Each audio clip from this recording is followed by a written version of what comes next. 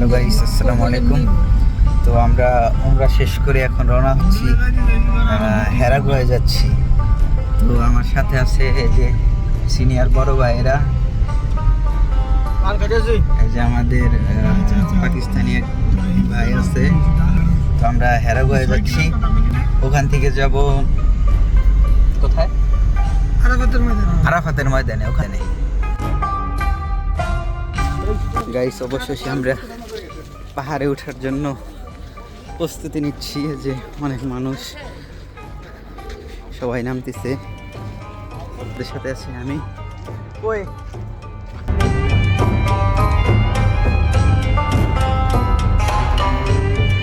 এটা হয়েছে হেরাগুয়া, ওই যে অনেক মানুষ। তো ওখানে উঠতে হবে। তো আমরা সবাই হয়রান হয়ে গেছি। তো এখানে একটু বসলাম। তো আরও আছে যে ওনারা আস্তে আস্তে উঠতেছে, যে ওনারা উত্তর পাড়ে উঠতেছে। তো একটু রেস্ট নিবে।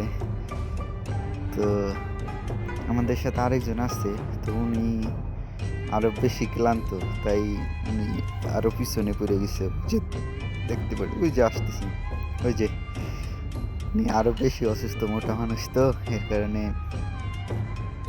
বেশি। তো অবশেষে আমরা হীরা গুহার উপরে উঠে গেলাম। তো এখানে হযরত মুহাম্মদ সাল্লাল্লাহু আলাইহি ওয়াসাল্লাম 40 দিন অবস্থান করছিল। তো এখান থেকে এখানেই কুরআন নাজিল হয়ে, আমরা বিভিন্ন ওয়াজে শুনে থাকি।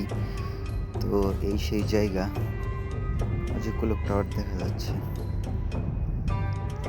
তো আসলে এটা অনেক উঁচা।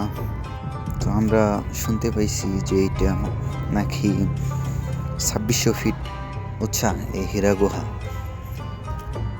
তো আমরা সবাই উঠতে উঠতে উঠতে উঠতে ক্লান্ত। দেখতেই পারতেছেন কত মানুষ এখানে, মুরব্বী মানুষ সহ উঠছে। বিভিন্ন দেশের মানুষ এখানে এসে দেখে। তো উপর থেকে বাড়িঘর ছোট ছোট দেখা যাচ্ছে। মক্কার আশেপাশে যেসব ঘর বাড়ি আছে সব ছোট ছোট দেখা যাচ্ছে। তো দেখতেই পাচ্ছেন কত মানুষ, কত কষ্ট ওখানে নেমে অনেকেই নামাজ পড়ে ওখানে 2 রাকাত।